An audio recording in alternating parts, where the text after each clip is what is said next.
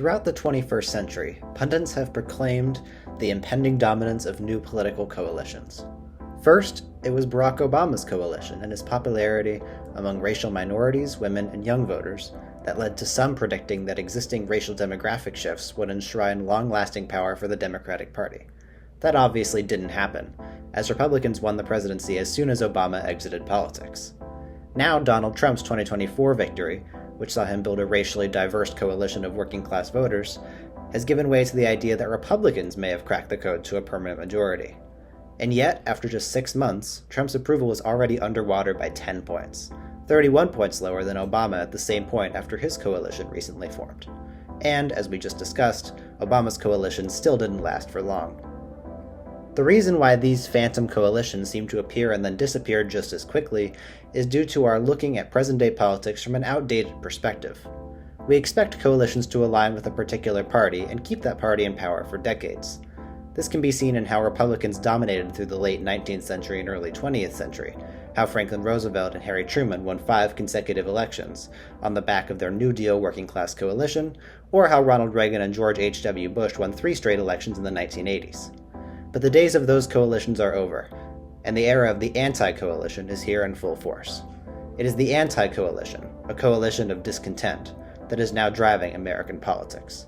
In fact, it has been since the Obama victory in 2008. But don't just take my word for it. Let's look at the patterns. First, the patterns in the presidency. The anti-coalition's first act was delivering the presidency to Barack Obama. While there were obviously many reasons for Obama's overall rise, his central message was hope and, more importantly, change. The widespread discontent that only grew as the years went on distinctly began as a result of Bush and Clinton fatigue.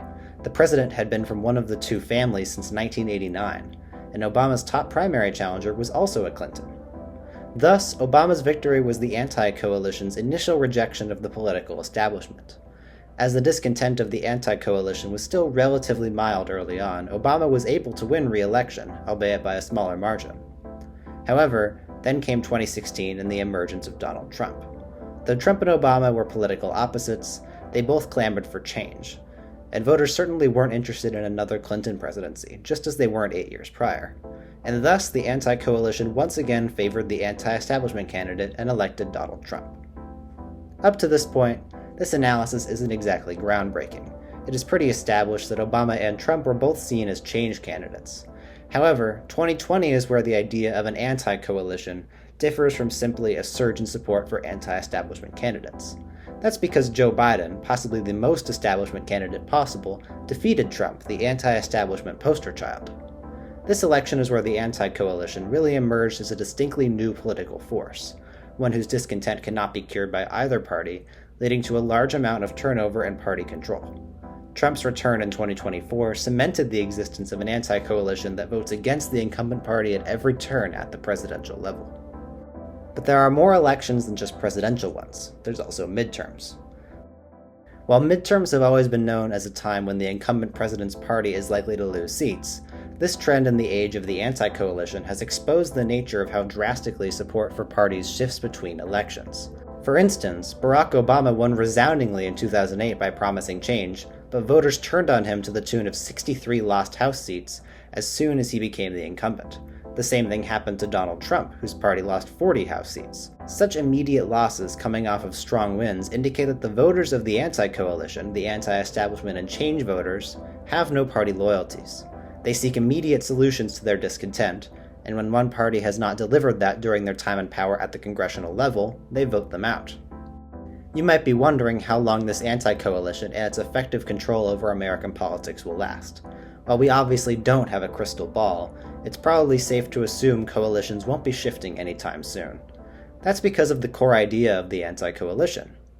Change, specifically change that doesn't take years and years to fix the broken system. But their anti-incumbent voting patterns create a vicious cycle. Even if a party has full control of all levers of power in Washington, whatever laws they pass still need to be in effect for years to be felt impactfully in people's lives. The thing is, when the opposing party is coming into power every 2 to 4 years, there isn't enough time to enact a real agenda without an immediate change of course.